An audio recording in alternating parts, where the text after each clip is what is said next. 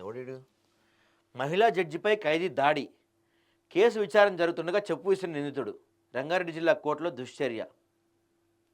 Court నుంచి ఖైదీని తరలిస్తుండగా ఆగ్రహంతో చుట్టుముట్టిన న్యాయవాదులు. మరి అరే తప్పు, చాలా తప్పు ఇది.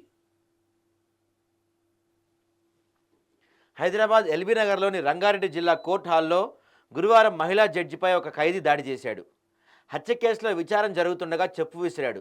ఈ దుశ్చర్యతో ఆగ్రహానికి గురైన న్యాయవాదులు నిందితుడికి దేహశుద్ధి చేశారు. చెర్లపల్లి జైల్లో రిమాండ్ ఖైదీగా ఉన్న అత్తాపూర్ సిక్ విలేజ్కు చెందిన కరుణ్ సింగ్ అలియాస్ సర్దార్ చిమకొర్తి నార్సింగ్ ఠాణా పరిధిలోని ఒక ఓఆర్ఆర్ సమీపంలో 2023 జనవరి 5న అర్ధరాత్రి దారి దోపిడీ చేస్తూ కత్తితో పొడిచి ఒక హత్య చేశాడు. అక్కడి నుంచి పారిపోయి జగద్గిరిలో తలదాచుకున్నాడు. మరుసటి అతను అరెస్ట్ చేసేందుకు ఎస్ఓటీ పోలీసు వెళ్ళగా ఇద్దరిపై తలవారుతో దాడి చేశాడు. కానిస్టేబుల్ల ఫిర్యాదుతో హత్యాయత్నం కేసు నమోదు చేసి అనంతరం రిమాండ్కి తరలించారు. పోలీసులపై హత్యాయత్నం కేసులో మహిళా జడ్జి బుధవారం వీడికి జీవిత ఖైదు విధించారంట.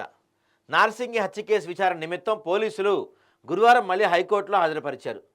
అయితే జైల్లో ఎదురవుతున్న ఇబ్బందులను చెప్పుకుంటానని జడ్జిని అతను అడిగాడు. ఆమె అంగీకరించడంతో ఎస్కాట్ పోలీసులు ఖైదీని జడ్జి సమీపానికి తీసుకెళ్లారు. జీవిత ఖైదు శిక్షణ మనసులో పెట్టుకొని దగ్గరకు వస్తూనే తన చెప్పును తీసి జడ్జిపైకి విసిరాడు. తర్వాత జడ్జిని, ఆమె కుటుంబాన్ని అందిస్తానని బెదిరించాడు. అనూహ్య పరిణామంతో షాక్ గురైన జడ్జి తప్పించుకొని అక్కడే నిల్చున్నారు. అప్రమత్తమైన పోలీసు అతన్ని పక్క గదిలోకి తీసుకెళ్లారు. ఘటనతో ఆవేశానికి లోనైన న్యాయవాదులు కరణ్ సింగ్కు దేహశుద్ధి చేశారు. ఈ క్రమంలో జరిగిన పెనుగులాటలో ఎల్బీనగర్ ఎస్హెచ్ఓ వినోద్కు స్వల్ప గాయాలయ్యాయి. తర్వాత పోలీసులు కరణ్ సింగ్ను చర్లపల్లి జైలుకి తరలించారు. అనంతరం విషయాన్ని మహిళా జడ్జి జిల్లా ప్రధాన న్యాయమూర్తి ఎస్ శశిధర్రెడ్డికి వివరించారు. ఘటనపై న్యాయస్థానం పరిపాలనాధికారికి ఫిర్యాదు చేయగా పోలీసులు కేసు నమోదు చేశారు. భద్రతా వైఫల్యంపై న్యాయమూర్తుల సంఘం అసంతృప్తి అంట.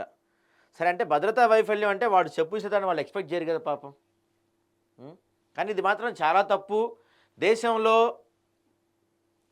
దేశంలో భద్రత విషయంలో వీళ్ళని, అంటే మనకి శిక్షలు వేసేవాళ్ళు, చట్టాన్ని కాపాడేవాళ్ళు, చట్టాన్ని గౌరవించేవాళ్ళు న్యాయమూర్తులు. ఏ విషయంలో అయినా కానీ వాళ్ళపైన ఇట్లా అయితే చేయకూడదు. ఇది చాలా తప్పు.